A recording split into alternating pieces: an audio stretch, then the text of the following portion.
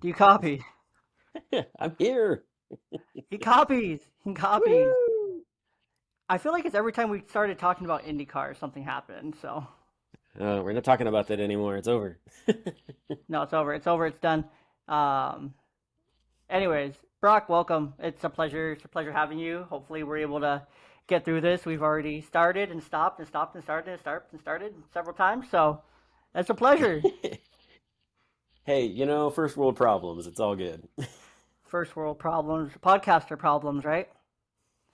Always, yes. Oh my gosh, you have no idea. I don't know how long you've been doing this, but I've been in the podcast world for so long. I've even forgot to hit record a couple of times. So, I have done that, and it's like we're already having such a good conversation. I was like, dang it, I really wanted to capture that conversation, and like even ours from before, we had some good little ones that I was able to capture. But I'm like, you know, oh well. There was one time I had to re-record, I think, like a 4 minute intro, and it was like with the guest and everything had to be re-recorded. And I'm like, well, looks like I'm not gonna have his part of the intro. So then we stopped doing intros like that. So yeah, learn my yeah, lesson one I get that. time. There's a little bit of everything. I mean, I remember one time I did a recording and the guy had something amazing to say, and his Bluetooth headphones died on him, and you just couldn't recapture it after it was done, and I didn't even realize it until like after we had finished up and I was doing the editing. You can never recapture it, and you're always just like, damn it, that would have been a good clip. That would have been a great clip. Yep, it's for sure. It's just like nowadays you can capture photos of your kids, and then other times you completely miss the thing that you're like, I really wanted that. Oh well, I guess I'm just gonna have to put that to memory. Yeah, it's like one of those mental pictures. You're like, I could capture this right now. Well, it goes both ways. That's one thing I learned like when I was a teenager. I think I was on like a Boy Scout trip or something, and we didn't have like our cell phones. We didn't bring cameras. I think it was at Scout Camp one year, and they literally told us to do that. They literally said, "You're gonna take pictures with your mind. Like you're gonna remember this. Like take a moment, blink a couple times, and take those pictures with your mind." And it was so cheesy and cliche being like 14, 15 years old doing that. It's like, well, I have a freaking phone at camp in my tent. Can I go get it, take a real picture? Right? And so all of us boys are laughing about it later, but fast forward freaking the same amount of time, it's like I do that all the time now, where I'm like, I'm just gonna remember this. I just want to remember this, like just for me. Some of those moments, you're like, yeah, I want to take a picture of it and have it like a physical memory, but I also want to just have the memory for myself for this moment. So Yeah, definitely, for sure. I've been in that situation too, so you just kind of figure out what you can what you want to spend your how you want to spend your time basically. That's and yes. there's nothing wrong with being behind the camera taking pictures and all that, but sometimes Oh no. it can distract from maybe the full experience. So yeah, Yeah, our phones and our cameras on our phones are they're great. They're great.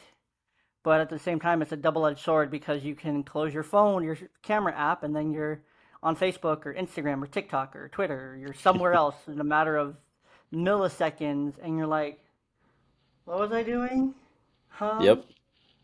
Kind of And I thing, have you to know. So and I have to balance that all the time with just living in those worlds on a regular basis, just with work and then the stuff that I do on the side. So it's always an interesting juggling act. yeah, no, I agree because I work. I spend a lot of my day on my phone. Like since I started my new job, my screen time has gone up like 20, like about 15% because I have to send more calls, do more text messages, do more emails, Microsoft Teams, Outlook, all this stuff that I'm just on it more because I have to have that communication because I'm in an office on a laptop and then I'm gone. I'm in my car running around. I just have my phone to use for appointments and billing and things like that. So it's like it's gone way up. Yeah. I also noticed it gone up a little bit more. It had gone down for a couple weeks, um, for a couple reasons, but it went down. And then the girl I'm dating now, as soon as we like started getting everything figured out, what we were going to be and stuff, now it's also part of that. Those apps are also going up, like the phone, the messaging, and things like that. So Yep. it's all there. It's all there, you know. Definitely. But Yeah, it's I fun. can understand that. I will say that I am so glad that I don't have to be involved in the dating world. I don't envy any of y'all that are dealing with that. I know, man. It I was rough. yeah. Like her and I have been trying to figure this thing out for about a year, you know, like we um we have some history and we have some fun stories to tell. Well, fun is a word to say, but we have some up and downs, you know, throughout the last Sure. year or so to get us to this point. But you know, it's well worth it, and it's not fun. Like apps suck, and dating nowadays, there's no dating. It's just it's just hot garbage. It's hot garbage being on those dating apps and stuff. And I'm sorry if there's anyone that I ever dated from a dating app listening to this, but we both know it's hot garbage. So, I think um, anybody I realizes that it's hot garbage, honestly. So I get it. yeah, and I had a friend. She was talking to me. She was like, "Oh, I have all these apps, and I have these apps, and they're just kind of." She's a friend of mine from our kids go to the same elementary school together. Um, And she's like, yeah, it's just rough and it's stupid and like I don't know why. I'm like, why don't you just delete them? She's like, well, I feel like I have to have them. I'm like, okay, says who? They're not doing anything for you. She deletes it. 2 weeks later, she's in a super happy relationship now. Yep. There's the organic way of meeting somebody and getting to know them. It works. If you just take the time, it works for real. Like I mean, how else would those of us who got together and got married before all these apps and stuff came into play, how else would we have done it honestly? Because I mean, my wife Yeah, and I, we've been married for 16 years. We've been together for almost 20, and it was a just happenstance that we came into contact with each other, and then we were at the same university, so we spent a lot of time around each other, and here we are.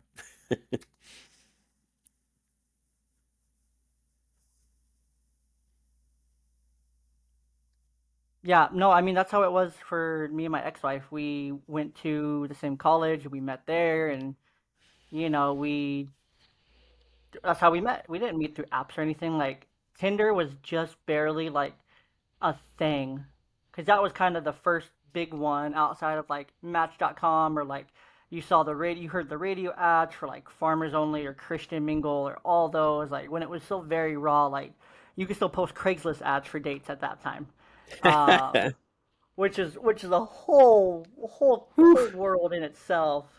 Yeah, you're The really putting your Craigslist life out there when you go dating, on Craigslist.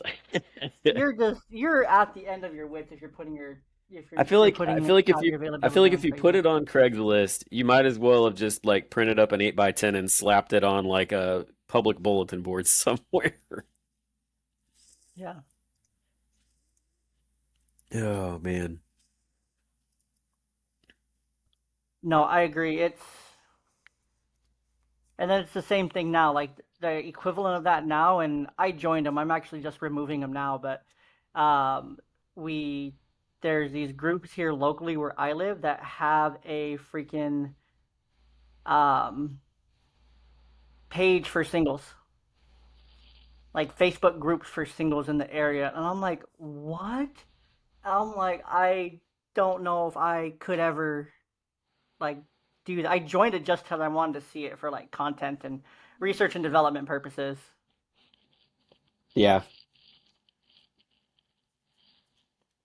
But then again, everyone has their preferred way, you know.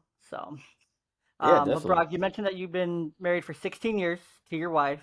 You guys have two kids, correct? A boy Yep. and a girl. One just finished fourth grade. One just finished first grade. You're active in your church, and you guys are Christian. Yep. You organize and continue to run a local dads group that hangs out weekly and monthly with some cool hangouts. You're also an avid cyclist.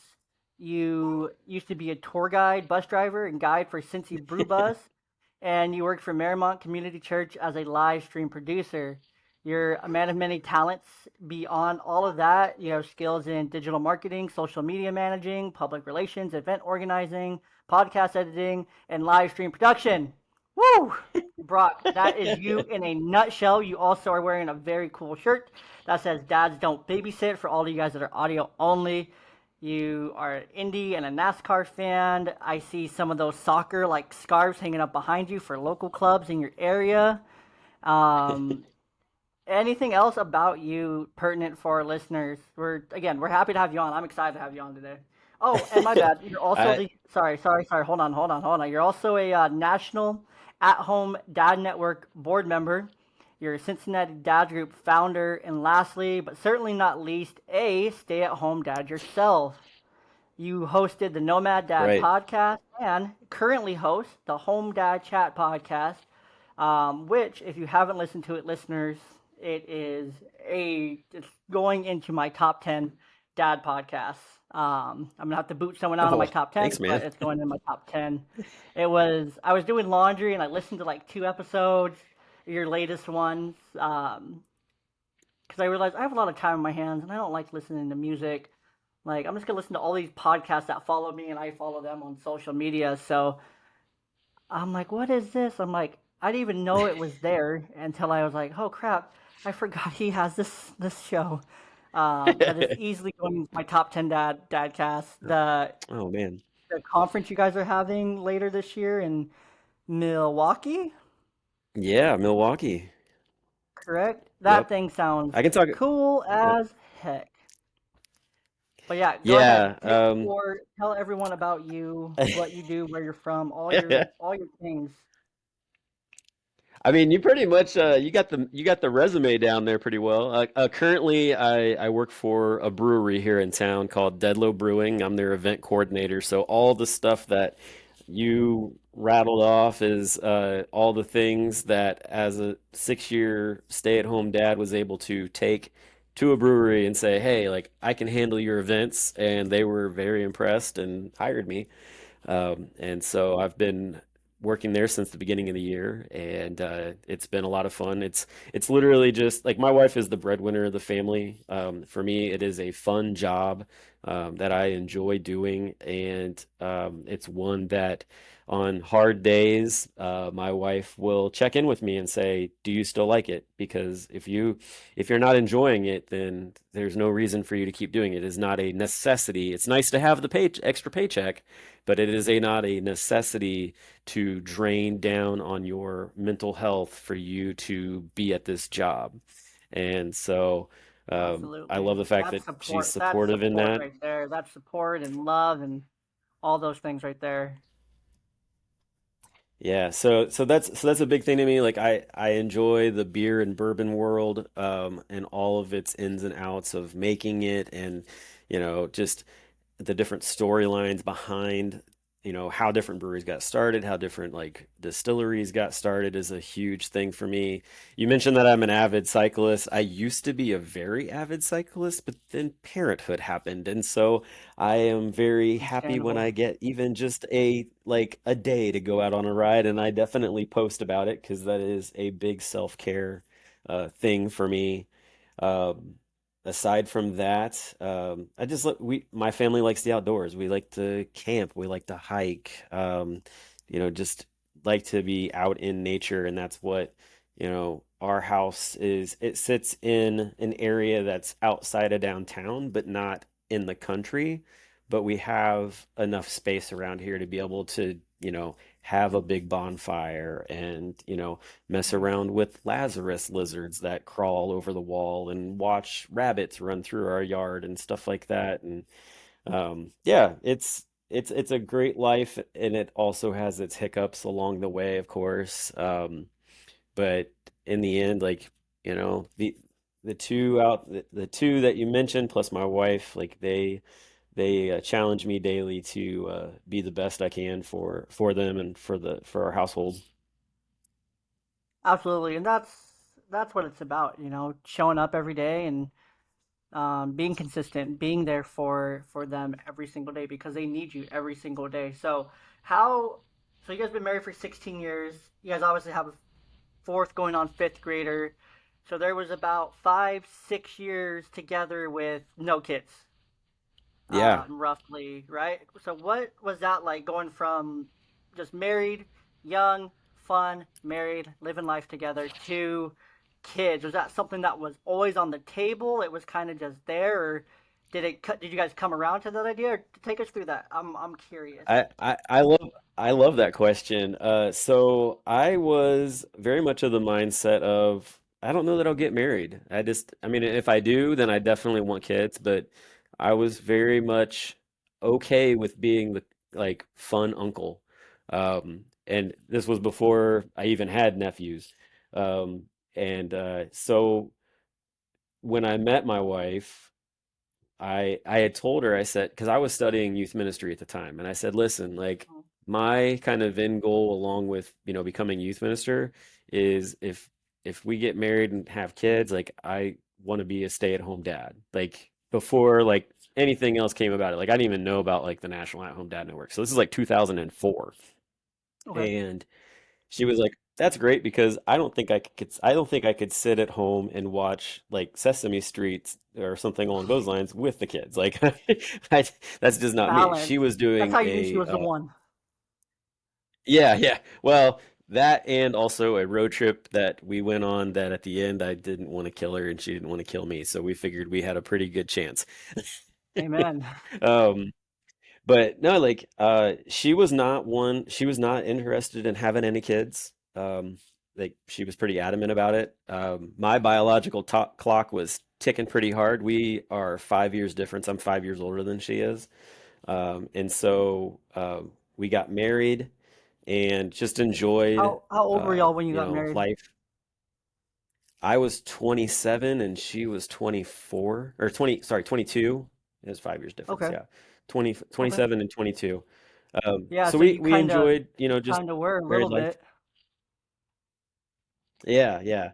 And 1 year after being married, I graduated from college. She still had a little bit of time left, and I some things just did not work out as far as getting into youth ministry. Just I didn't really enjoy it the way I thought I did. But I ended up enlisting in the military and went into the Navy. Okay. So I spent some time in the Navy, not a very long time. Actually, I um, was going through training. They did some medical checkups, some things that I didn't know about, found a condition with one of my eyes. And since they were being very choosy about who they were going to let in and who they were not going to let in, they sent me home with a honorable medical discharge. So still fall in line with being a veteran, all that stuff. Just never really got to do what I was hoping to do.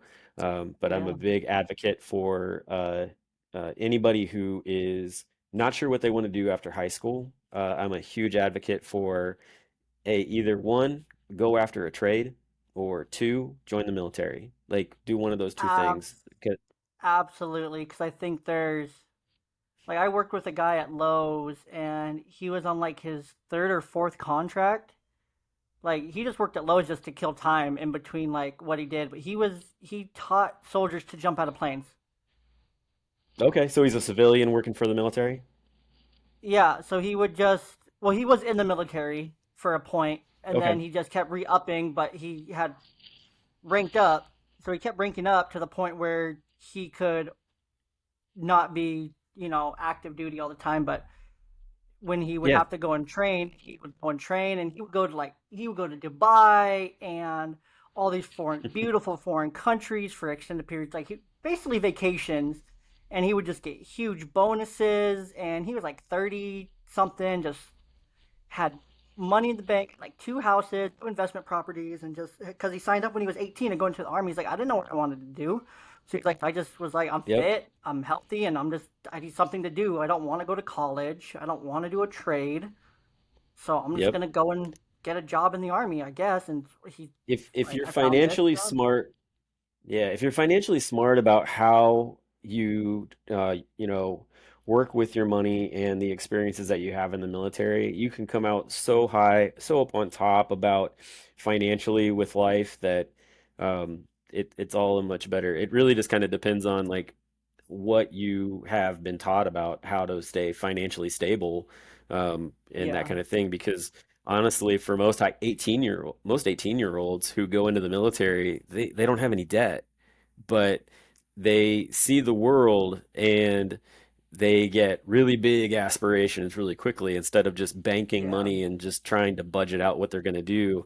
And then on top of it too, I mean, after you finish up, I mean, go get your college degree, GI Bill, that kind of stuff. So, yeah, I'm a huge yeah, advocate for that, and just the fact yeah, that it's such a missed opportunity for some folks.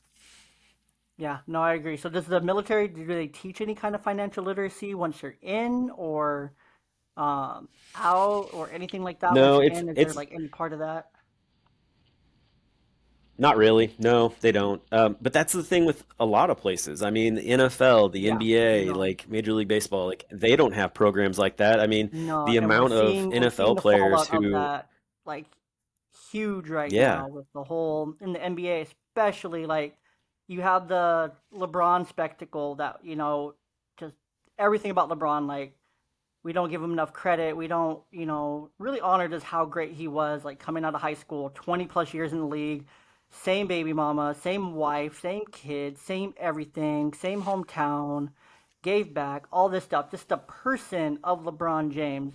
And then you have the complete polar opposite yeah, spectacle in John Morant, who went to nice schools growing up, thinks he's hood when everyone in the NBA, every former legend in the NBA is like, dude, you make $200 million. You're not a thug. You live in a beautiful home. You are not a thug. You are not out in the streets every single day. You haven't been in the streets since you were in high school. Like, you yeah. got a full ride scholarship. You got Well, so sponsorships. Like, and he's waving a gun on Instagram, even like, with, yeah, I've seen that. Yeah, it's really awful. I will say this for the NFL, here locally, there's a gentleman by the name of Anthony Munoz, who is a Hall of Fame football player, from back mm, in the 80s and 90s, and he still lives here in town. Some of his kids have gone on to play NFL, but one of the things that he does along with his son is that they actually come alongside a lot of the NFL players now, and they teach financial stability, teach them how to, like, oh, hey, like, I get it. You got this huge contract. You want to, of course, take care of your family, but outside of that, like, you need to really be careful who you're going to surround yourself with, because true, it's true. like one of those things, like, I don't know if you've ever seen the show Baller with The Rock, but in like the very first episode, there's a player who he got a huge contract, and he basically um, has like all of his posse and all of his family at his house, and he's like asking for like Yeah, $200,000 and like a like in an extension before his next contract or next like payout comes out, and it's like it's just so fiscally it's just a bad situation. And so that's where like Anthony Munoz and his son have come into play on that kind of stuff. So I think, but in the end, like so from a important. parenting standpoint, if you're, well, it is important, but you run into this generational thing where it's like if your parents weren't taught good finances and they didn't teach you good finances, like you have to be the one that is like, I'm gonna break this. Like I'm going to teach my kids how to be financially stable, and it's gonna look so different. Like for our family, for instance, like our parents, they didn't really teach us a whole lot, like especially my wife's parents, and so we've gone to great lengths to teach our kids, and then at the same time, like we've pulled back in different areas. Like it's like, hey, we don't need to go do XYZ thing that's big. Like I don't need to take my family to Disney. I don't need that kind of debt. I don't, we don't need to go on these big monstrous like trips Yeah, every single year type of thing. And it's those kind of things that show our kids like there are other things that you can spend your money and your time on that are just as fun and just as entertaining as, putting yourself in debt and going on these big elaborate trips. exactly. Yeah, and it's just framing. It's the way you frame it. It's all about how you spend that time and how you spend that time together. Because that's ultimately what a family vacation's for. That's ultimately what you Yeah. go to Disney for. Is for the experience to be together. Granted, Disney is its own experience, but it's a $5,000 experience for a week. I've seen Right. TikTok videos of just people who went to Disney for a week, their hotel, their admission, the food they ate, transportation, everything, and ended up being like five grand. So if you are able to do that, that's great. Like absolutely, if you're able to Sure. do Yeah. that, that's something we're a big advocate of on our side. It's like if you can do it, do it. If you can't, and that's too much of a stretch, let's think smaller. Let's think smaller within our means and what we can do, and how we can still have fun and do Right. things. A fishing license costs Yep. 25 bucks. Kids don't usually need a fishing Exactly. license. Guess Nope. what? A fishing pole off Amazon, $10. Now you're $35 deep. One for them, 10 bucks, $45 deep. For 50 bucks, because you got gas and bait and stuff, 55 bucks, you now have a weekend of things you can do for multiple hours, fun activity outside, doing something fun together for a Hey, I'll tell hundredth you of the real cost. quick, just to cut in on you. Yeah, of course. So, as far as fishing goes, I mean, you could be walking down the street and someone just like tossed a couple of poles into like garbage can, and there's nothing wrong There's with them. that. They're just cleaning out Yeah, their garage. We have that's how I've got one for my son, and I got a yeah. fishing pole for myself. That's how I got a And then second dresser and then for. also That's how I too got on a top second of dresser that. for my daughter. Exactly. And then the other part that's really that works as well is that instead of using like a hook with a worm, another really great thing to use because you can teach your kid how to cast and actually get that motion down is to just put spinnerbait on it because it's got good action. So you throw that out there and then they're reeling back in and so they get to watch like all the action taking place and fish like that and Hmm. so they snatch up on it and you're not just sitting there your kid's like I'm bored because I'm sitting like they're actually like working on their casting and moving the entire time and you don't Yeah. have that so much of that I'm bored type thing come into play. Exactly. It's all about just finding things that you guys can do together that are enjoyable, that take up good chunks of time. Like for us and my daughters, we love going swimming and going to the pool. The gym that we go to has a whole splashdown like water park thing. It's Yeah. a bougie gym. I pay way too much money for that gym per month, but I use it, 20 to 25 days out of the month. So it's worth it Hey, on the it back end works of it. definitely. But they just opened So, that yesterday, so we went yesterday, and it's like we're gonna spend a lot of time here. But hey, yeah, it's what they definitely. like to do. It makes them tired, and like 10-minute car ride between here and the gym, they passed out yesterday and like fell There you asleep. go. So it works. It works, and plus So then I get to get tan and enjoy the sun. So yeah. So I was saying, we went off to the Navy and I came back and everything. yes. Um, in 2011, actually, sorry, 2010, I turned 30 and my wife said, "Hey, like I'm up for trying to get pregnant." And I was like, "Okay." And so in 2011, we got pregnant and it was super exciting. Lots of anxiety and lots of conversations about how are we going to do this? What are we going to do? Going to doctor's appointments together and just being at those and talking with people. It was just lots of excitement. And we had told I couldn't keep it to myself, honestly. My wife always gets up. She's like, "You can't keep a secret."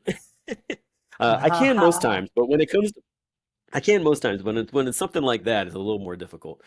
Yeah. But anyway, so we had told lots of folks and came up on our 10 or 12 week, I think it was 10, like our 10-week appointment, and something just wasn't right. And so we got sent to another doctor, and they did some looking into it and came to find out that the baby's heart had stopped beating. So it was quite uh, quite a situation. It was like, all right, like now we're dealing with a situation of uh, we're not going to have a baby right now.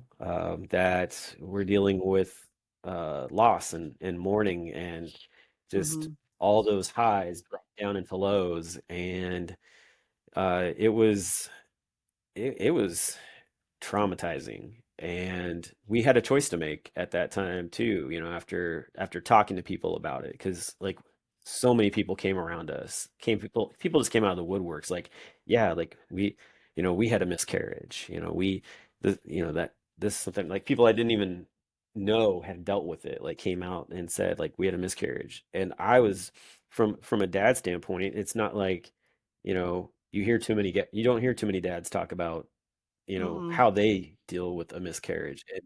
But at the same time, like, I'm trying to support my wife and all the things that have gone on with her body, mentally and physically, and things like that. And at the same time, too, like, I'm wrecked by the fact that, I'm not gonna get to meet this kid, this child that we were both excited about. And Mm-hmm. we came to the realization that we didn't want to stay silent about it. We wanted to be a vessel to other people who just needed to feel comfortable talking about what was going on. And so we just spent most of our time like coming around other people too that were dealing with it, not being uh, closed about the conversation. And then on top of it too, like I got to the point where I started having conversations with dads. And actually, you mentioned Home Dad Con. When we did Home Dad Con up in Minneapolis just before, I think it was 2018, um, I was asked to be on a panel with a couple other dads, and we shared our miscarriage stories. And we basically, it was an open invitation for other dads who hadn't had a chance to say something or just needed to like feel some support come in. And like the dads that were in there, like most of them had never in their entire time dealing with it, like ever had a conversation with another dad about what they went through. And so, Mm. uh, so that was, so that was a tough couple years. But in 2013, we got pregnant again, and full term. We had a little bit of scare at 20 weeks. I think there's like this weird thing that happens at 20 weeks with wives sometimes. We had a bit of spotting, which we found out is actually a normal thing, that happens pretty regularly.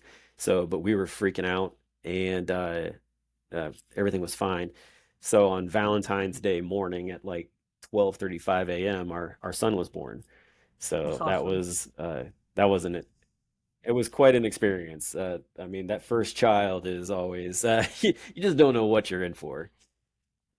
Yeah, no, Yeah. But it's yeah, crazy. so that was the first one. Yeah. That's awesome. No, Aaron's But yeah, so we had him. Aaron's second child, his youngest daughter is also a Valentine's baby. So Oh, cool. Yeah. Valentine's Day 2020. Yeah, So so we pretty much Valentine's Day is not our day. It's all him, which is fine. That happens. So we just basically celebrate usually before or after, so it's not a big deal. But yeah, then we had him for a while, and then along came baby number two, and he was so excited because he really wanted a baby sister. And when we did the reveal, at the reveal, we have video of him where they're like, what do you want? Do you want a baby boy or a baby brother or baby sister? And he's like, Mama's having a baby sister. Like he was adamant. Sure enough, boom, he was correct. And so in October we had a little girl in 2015, and those two are as tight as can be, and also as like combative with each other as can be. But that's it all comes down to like honestly, like they love each other. They're right now outside hanging out in the hammocks that we have out back, just playing around and having a good old time. So they that's get along really awesome. well, and we enjoy just, like I said, going camping and doing fun things together, going canoeing. And um, we're tight knit on that, so those kind of things are what keep us together as a family. No, that's incredible. That's a story. That's a road. That's a roller coaster of everything Yeah, along that way. And it's so crazy. You mentioned just like sitting on that panel at DadCon, just 5 years ago, you were talking about your experience like going through miscarriage. I think you're the first one on the podcast that's ever publicly said anything that they've been through something like that. So again, it's a conversation that's just not had. A lot of the conversations that I'm sure you have on your podcast and that we have here. They are on those topics like you mentioned before, on like self care, mental health. Those things need to be a high priority. Dad groups, how important they are to be a Yeah. part of, and having like this network of dads with you, having this like community of people. It's just like it's things we just don't talk about because I'm going off some of the things that you mentioned here, but they're not what dads aren't what they used to be. They're not even what they used to be depicted in cartoons. We keep coming back to the whole cartoon thing, but um, back in early 2000s cartoons, But no, it's you true. only ever saw like the dad there occasionally, or if you did, you only saw like their body. You never saw their face. You never saw. Sometimes you only saw their legs and their shoes. And I think that was very like telling of kind of how dads were viewed. Like, oh, they're there, but they're not really important. Like they're just a body, or they're just feet, or they're just a voice, or they're nothing. And I think one cartoon that really changed that was, as weird as this sounds, that kind of helped change it, was The Simpsons, because of how like it's I know it's weird to think about, but like Homer was always there at the forefront. Yes, he was the one screwing everything up, but he also there were so many moments within that cartoon and throughout the show even today that he still tries like for his kids. There's still those good wholesome moments, but he goes to work every day. He tries for his family and he puts on his Yeah. best. He tries his best, I think and he messes up a lot, and he knows he does. Yeah. For me, and this is probably controversial, but honestly, like you got to set aside this person's personal life with what his cinema life was, honestly. But I think that one of the best TV dads of all times is Bill Cosby as Dr. Yes, Huxtable. I People agree. cringe all the time about it. Like No, it it's you yeah. you have to look at there's two different people. It's totally two different people. But when the character he portrayed on the Cosby Show is the the dad who was super involved with his kids. Like, and honestly, like I think that I've talked to uh lots of men of color, lots of dads of color, Hmm. and they didn't have a dad like that. They didn't have a dad that was in the house, and they would see, Dr. Huxtable, Phil Huxtable doing his thing, and they would see like, oh, like this is what a dad does. And I've heard from many of those guys, like he was my role model. Like that's how I learned how to be a dad type of deal, Hmm. and it's like, and you get people like, oh, like how could you ever? And it's like, you're not looking at him as like Bill Cosby. You're looking at him as Dr. Huxtable. It's a completely Yeah, different it's person. completely Like, yes, he different. had his own He had his flaws own things, and and he was everything. Like, human that's and completely different. completely different. And but the storylines in those shows and the things that he taught are things that a lot of parents need to actually lean back on and look at. Like, for instance, I remember Theo basically wanting to like be independent and live on his own and everything. He's like, fine, like, and he taught him exactly what it would be Exactly. like. Yeah. Like, all right, fine, we'll do an apartment. Like, all right, you made this much money. Okay, well, you got to pay this and this, and then at the end, he left with like $2 in his hand, and it's just an eye opener because Hmm. kids think that just like money appears out of nowhere, and they don't understand all the ways that money gets spent and things like that, and so Hmm. like they dove really deep into that, and the same can go too for Fresh Prince of Bel-Air and Fresh Prince, Uncle Phil and all the Full things that House. he was. Yeah. I think Full House is Full so House, yeah. interesting. Like thinking back now in my situation, like where I'm at, like granted, Danny's wife had passed away and whatnot, so the circumstances were completely different. But here he is, surrounding himself with his best friends, one who is his brother-in-law, like not even a blood relation, but being able to say, "Hey, I need help. Like I need your help. Can you help Yeah. me? Like here's what I can help you with, but I need you to help me with these kids because I can't do it by myself." Like him being able to be vulnerable enough to say, "Hey, I have three girls. I'm one dude. I have no clue what I'm doing. I'm way in over my head." You know, Yeah. and I think that Yeah. Oh, was definitely. Yeah. I how mean, that depicts it, today, like translating to like.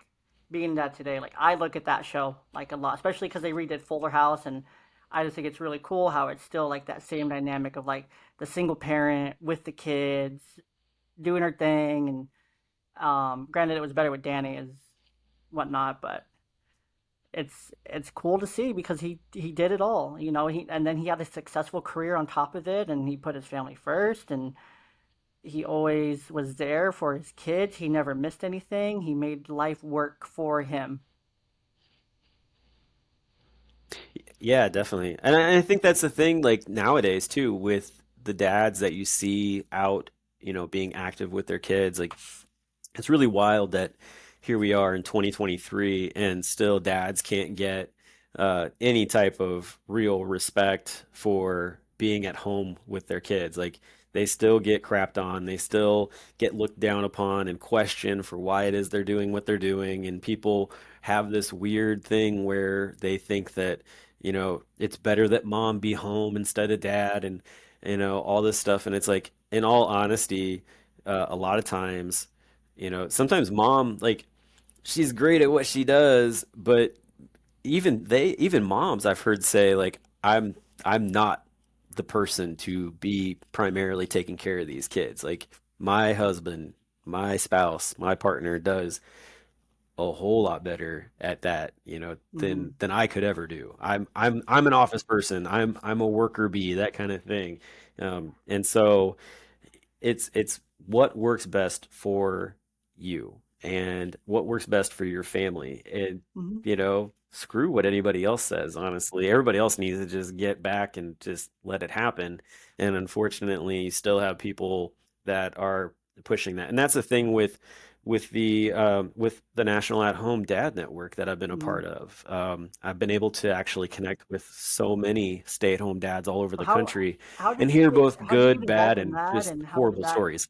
how did that come to life for you at home, like finding that group, becoming a part of that community, Yeah, and now being a board member for that community and planning the events and being like from just a person in it to being a person running it for others to be a part of. Like, take us through yeah. that, like, for us so that we can kind of understand that.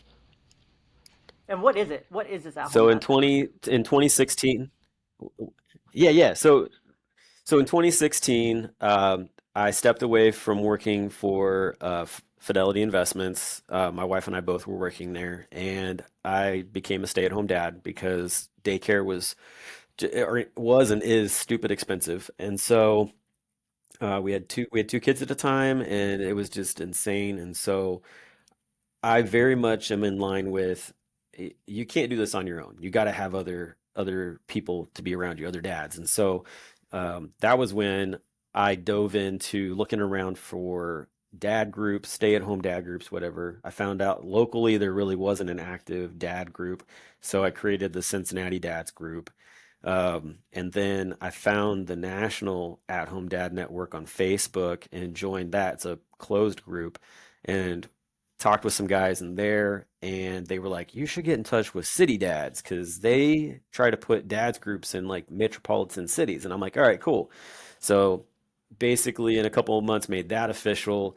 So I was in with that. And then I just got really involved with the National At Home Dad Network as far as like, how do we promote this? Can we get this out to other people? Because it seemed like they were trying to do something, but they didn't really like fully weren't going into it. And so they just needed more people. Like it's all about volunteering in the National At Home Dad Network. So I jumped in and got involved with the social media team and started helping to push content and create content. And I was just trying to fill time. Like, I mean, my kids were little, so, when they were sleeping or there wasn't a lot going on, like I would be doing stuff online with the guys. And then um they have a annual convention called Home Dad Con, and it moves around to different cities. And the first one that I went to was in Orlando. While I was getting planned, I had one of the guys came up to me and said, "Would you be interested in running for the board?" So I wasn't even like really like a part of the organization for very long before like they're like, "Hey, you're very active.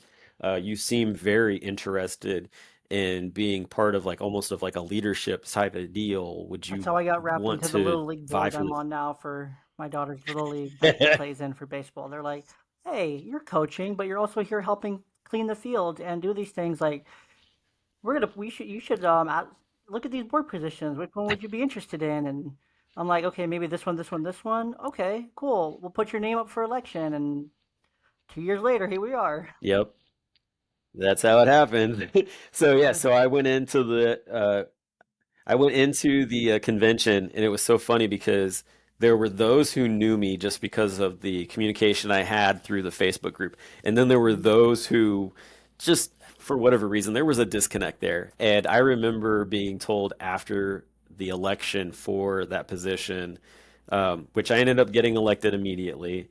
But when they announced that I won, somebody, and I didn't hear this, but somebody at one of the tables was like, who the heck is that guy? And why is he getting a board spot or something like that? And one of the other dads sitting at that table, like, basically stood up, told that person to shut their mouth and open their eyes to all the things that I had been doing.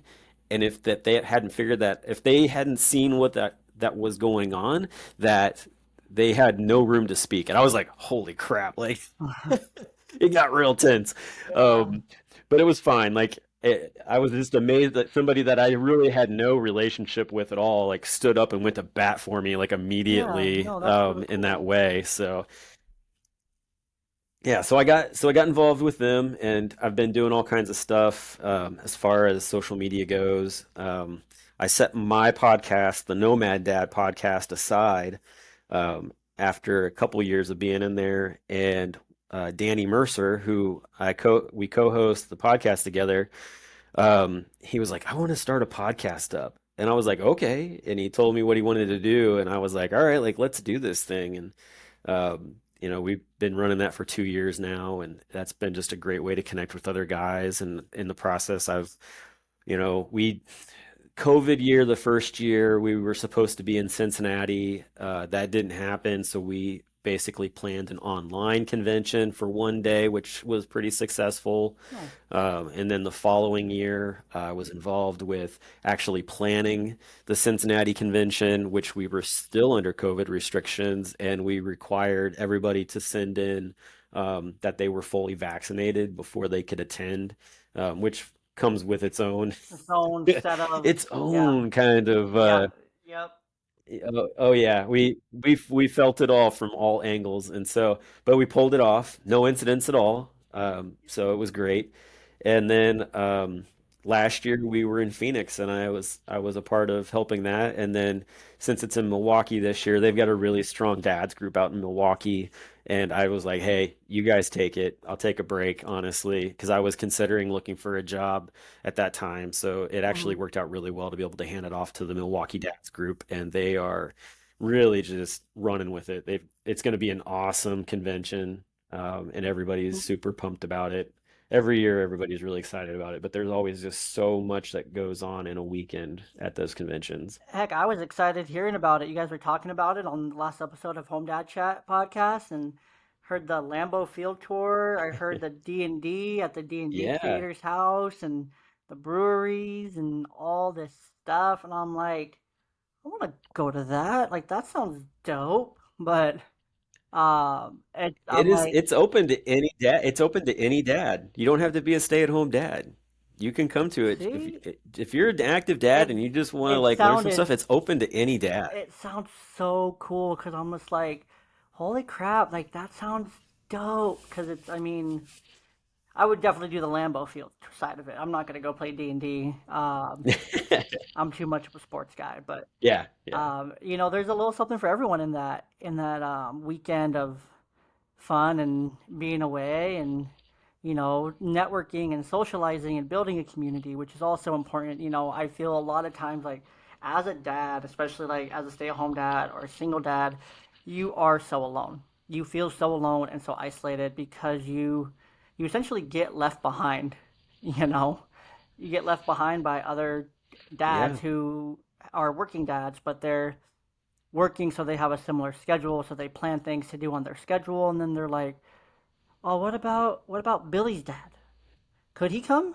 Should he come? He's at home. He's probably has some other stuff. He probably has to clean or do something or whatever. Have to cook or whatever. Like he probably couldn't come and hang out with us, or his wife's probably too busy and he wouldn't be able to do it, or it's like for the single dads, it's like, oh, we don't want to ask him because he probably has his kids, or we don't want to bother him. We don't want to have to worry about him getting a sitter or anything like that. We don't want to inconvenience him. So there's like these all these little things that leave. I feel like these groups of that you and I are in, that often get left behind. So it's so important Yeah. to Well, not and that's why don't forget your friends. Well, that's why a couple when COVID hit, I was like, man, this sucks. Like dads are already isolated in different ways. Like, what are we gonna do? And I had my Zoom account that I would use for recording, and my wife was like, just buy the professional account. That way you can, extend out to talking to other dads and stuff. And so basically I created the Dad Lounge on Zoom.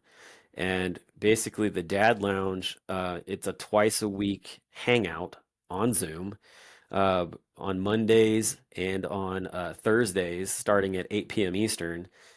We put the link in the closed group, or we have a Discord channel that we put it in as well. And honestly, if there's like you get in there and it's just a time to hang out, like what we're doing right now. Like you'd Hmm. have like 8 or 10 guys all in there, and like different guys are talking at different times. Nobody's talking over each other, which is nice. So like everybody's very like I'm just sitting here listening. So you're just all around like a big round table or whatever. But Yeah. you got guys from all over the country that just pop in. And my guys on the West Coast, like they jump on like at 10 o'clock Eastern, which is 8 o'clock their time, or something along those. I don't know or whatever it is, and they run it until like midnight or something their time. So like, which is like 2, 3 a.m. for an East Coast person. And but the thing with it is that like you were saying, maybe they're home with the kids, like they had to put the kids to bed because their spouse is a night nurse or is a doctor running a late shift or whatever it is, and Yeah. or maybe they're out of the country because they're out on a trip.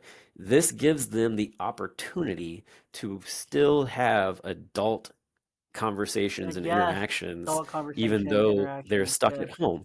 Yeah. Yeah, you can tell dad jokes and nobody cares because everybody's a dad. It's just hilarious. Like, oh, have you heard this one yet? Something along those lines. But yeah, so we do that every week on Mondays and Thursdays. And actually, I gave that over to another couple dads who one in particular, his name is Arvis Bracken, or Brackeen. Arvis lives in Phoenix. Hmm. He's a dad that's on a disability, and he's just got an amazing personality, and he doesn't have a lot of the opportunities that some other dads do to get out and Yeah. about because of his situation, but he loves the Dad Lounge. And I met him actually through a different stay-at-home dad group because there's another one on Facebook as well. And it was just so much fun to meet him, and he got so excited. And I was like, hey, you know what? Like, I'll just give you my sign-on information, and you can just host the event. And so that's what he does. He jumps on and he hosts the event every week now, since I can't get on there as often. Yeah, no, that's incredible. So, for you, for creating these different dad groups, like locally for yourself in Cincinnati, not for yourself, but for yourself and for others, and then like the Dad Lounge and being a part of the At Home Dad Network and the podcast, what are like some of the biggest benefits for a dad who might not be a part of one of these groups? Like, why should they join one that's local? Why should they get involved in one if they have like that leadership like quality and they want to start something? Like, what are the benefits of it? Obviously there's cons, but there's probably very few. The pros definitely outweigh them here. Yeah, I would say benefit wise, so for a dad that's looking to like I really want to start a dad's group type of thing, then you just have to go out and do it and you're gonna take some hits. I mean, you can make up like little flyers, 8 by 10 flyers or whatever, and go to the libraries, go to the churches, places that have like Paneras that have like public boards, and just like pin them to those places. And with an email address that you can, maybe just make up a new email address. I did. You just 100%. basically do like Always make a your new first email name address. at like, yeah, do your first name or do like, for instance, like I think mine I have is actually, I have one that's just Cincy Dads Group at gmail.com. So whatever your town is, like just make that dads group at gmail.com and then boom, you got a place where you don't have to worry about other information getting out. And so that's the first thing. Just if you're gonna do it, push through it. You might plan an event like a dad's night out someplace and maybe nobody shows up. Maybe one person shows up. If one person shows up, it's a success. Success. You got it. Like that's all it takes. One 100%. person show up, it's a success. Amen to that. But even if nobody shows up, it's still like you showed up. People might see you. I went to a brewery for the first time actually, and the bar back there was like, "What are you like? Are you waiting on somebody?" And I'm like, "I'm waiting on some dads to show up." And then like talk to them about the dads group. That brewery actually, we do a thing called Father's Eve, the Saturday before Father's Day. It's a Hmm. national event, and the brewery actually gave us a keg of beer to use for the event. That's Like they just awesome. donated a keg of beer Heck for yeah. us so that yeah, it was great. Those things can So nothing snowball. like They having can some free craft snowball. beer at the Heck yeah. yeah. And anytime we needed to do something, I could call that brewery up. Hey, you need a place to do Dad's night out? Great. Like we'll save you some tables, that kind of stuff. So, Yeah. No, that's but awesome. yeah, so like that's the first thing. Like just get out there and do it. The other thing I would say that is really beneficial is just the fact that men need men's groups. Dads need dads. Like it's necessary. Like if you're a dad and you're trying to lone wolf it, like I guarantee it's much harder than if you have another dad to be able to bounce things off of. And so that's one of Danny and I's big things that we talk about on the Home Dad Chat podcast all the time is that a a group of guys, a group of dads to get around is so important to just having that community and being able to talk about what's going on. And so, but at the same time, I will say this: there will be times you invite guys, or even a mom will be like, "This is so cool. Can I get your information to give to my husband?" And I'm like, "Sure," and like give it to them. In my head, I know 98% they're probably not going to reach out because if they themselves are not looking for it, they are not going to come after it. 100%. So That's just if how men are. you're like, if you put, yeah, well, Yeah. I think anybody is honestly like Yeah. if there's a void, then yes, like there fill a need, see a need, fill a need type of deal. But if there's no need there, then they don't see the need to even get involved. And so Yeah. where your spouse might be like, yeah, like my significant other would love this. Like this would be great. It's like you think they do, Yeah. No, but exactly. but in all That's just the honesty, difference like, between are women you and sure men. they do? Yeah, that's just the difference between women and men. Because I feel like women are more Well, receptive. They're yeah. like, hey, come to this, like this, go to this thing, or here's your friend referral, your friend referral to go do this, and kind of thing. And women are generally more open and receptive to Yeah, that. So definitely. I will say this. I wanted to make sure I mentioned this with talking about Home Dad Con. Um, so for Home Dad Con, it comes up at the end of September, near the end of September. We have tickets still available. We also have hotel rooms still available because it's actually held at a hotel because we use the conference centers there. But if you're a dad who is like, man, I don't know that I could afford to go, we do have scholarships. So we actually have a scholarship fund. It's really wild. Like we actually take a portion from ticket sales. We pull money out of that. The dads don't babysit t-shirt that I'm wearing that you were talking about. yes, A portion of when you buy a shirt off of our shop actually goes towards that scholarship as well. And then also too, there is a huge beer share that takes place where there's a committee that they call and talk to other breweries and get them to donate, you know, cans to raffle off or special bottles to, Definitely. No, raffle off and that's that kind of thing. And last year they raised like $3,000 in a weekend. It was insane. That's insane. No, that's awesome. And um, Brock, if you'll send me all that stuff so I can link it in the show notes here and in the show docs. So wherever you're listening, you'll be able to see it. You'll be able to copy paste, go check it out, get that information so that you can look into these different options. Because I mean, where there's a will, there's a way. It sounds like there's a way. You just have to be willing. Yep. It's okay to ask for that help if you can't do it, but you really feel like you should go. If you're feeling right now that like, man, I have to go to that. If you listen to Brock's podcast and now you're listening to him on my podcast, it's the stars are starting to align for you. Just don't be afraid. Reach out. I can tell you that when you put yourself out there, like I recently posted on our story and on my personal story on Instagram and Facebook, just that I was looking, to try to figure out how to raise money to get this children's book of mine illustrated. Um, Sure enough, less than 24 hours later, I had one of my old youth leaders reach out, sent me the full amount I needed. No questions asked, she just did it. Yeah. And where there's a will, and you just put out an inkling out into wherever your belief system might be, the universe, to God, to wherever, your prayers, or wherever, whatever that looks like for you as an individual. For Brock and I, obviously, we're going to pray. Um, but you've been praying for a way, that way is there. Let whatever we're talking about here, you hearing it now twice, or maybe the first time, and you're just really feeling like you need to go check it out. Go down to the show notes, click those links, copy paste them, whatever you need to do. Depending on your platform, it's gonna be copy paste, but um, go and check it out and look into it, because it's gonna be worth it to just look into it at the end of the day, because you never know what might come of it. So, Definitely. and then if you're able to, Hey, I got one last plug for you real quick. oh, Oh, you're good. I was sorry. gonna plug one more time. And if you're not able to, if you don't want to go, you don't feel like it's your thing, and you think that shirt's awesome, if you're looking on YouTube or something right now, then go and buy one of the shirts. Those are also linked down in the show notes as well. But Brock, just one more question, and then I'll let you plug Yep. away. What is the one piece of advice, the one thing that you would tell any dad that's struggling with any of the things we talked about today? The miscarriage, raising a young family, being a little bit older that you might think you're past your biological clock, struggling mentally, emotionally, physically, lack of community, anything, just kind of a big over umbrella-ing piece of advice.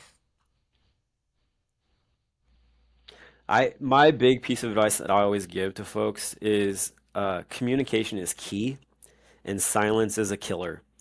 And so if you are having a difficult time bringing up maybe a hard topic, whether it be like, hey, I really feel like I need to go ride my bike more often, or I feel like I need just some time to myself, or hey, like the way that you know, parenting, like the parenting styles maybe don't match up between mom and dad or whatever. Like you can't keep that inside. You have to, no matter how hard it is, like you have to be able to verbalize that and get that out there so that it can be talked about, because if you don't, it will eat you alive.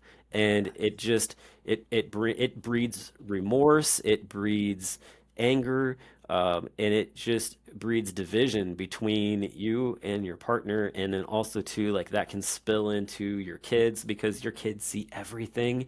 And the one thing that I've just recently come up with, this is sort of my new little thing, but kids are like sponges, right? We talk about that all the time, right? Oh, Kids are like sponges. However, here's the thing. When you squeeze a sponge, does it just come out of one area? No. When you squeeze a no, sponge, you don't know where that water's coming out of. And so it's the same thing with a kid.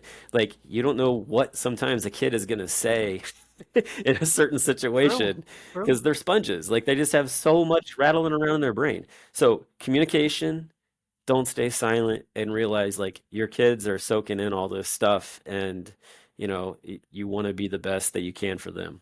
True, and I love what you said in the questionnaire here.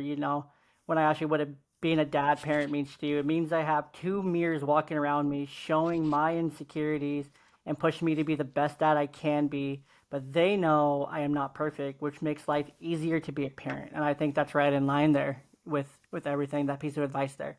Mm, It's all they're sponges, they're yeah. mirrors, they're everything. They show you how great you are and how where you struggle in some ways and where you need to be better. And I think it's just a beautiful thing. And They communicate because they don't have a filter Oh yeah. and they don't care to filter. They don't need to filter. So Nope, they don't. their communication and their My wife and I, we constantly look at our kids and we're always like, we'll see one of them do something and we'll turn to the other one and be like, I'm sorry, that's me.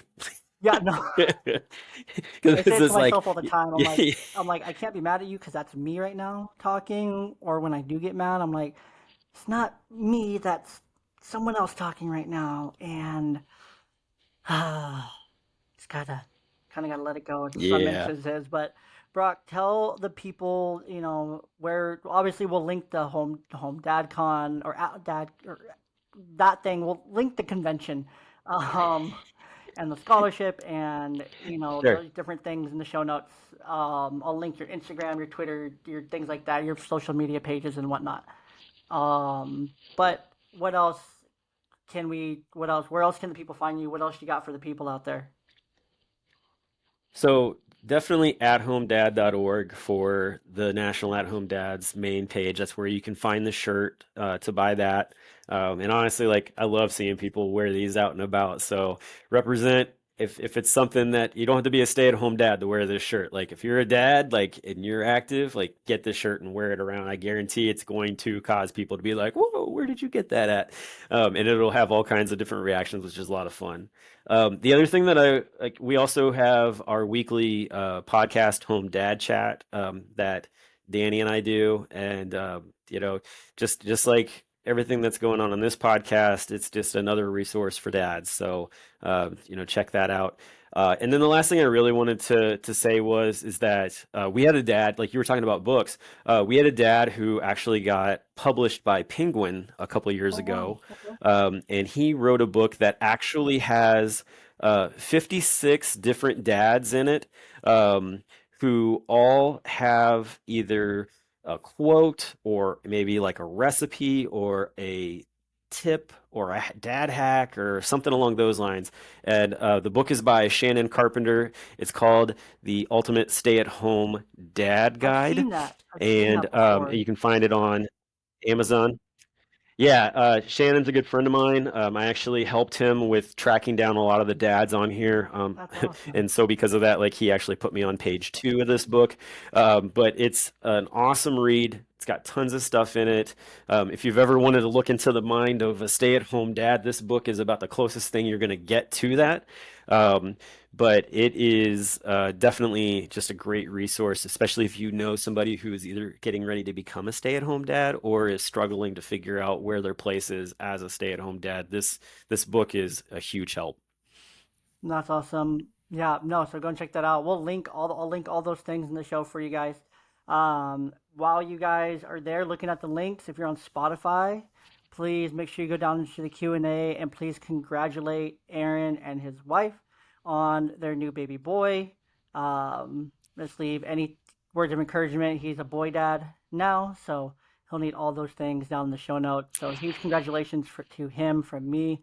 I'm proud of him. I'm so happy to have a little nephew now. Add, kind of balance the ratio a little bit to 5-3, so we're still significantly outnumbered when we get together, but that's okay. But um, anyways, Brock, again, thank you so much for joining us. It's been a pleasure to talk to you, and we got through it. And um, we hope you all have a good week. Hope you had a safe and happy Memorial Day, and no one blew their fingers off. And if they did, they've gotten reattached already. So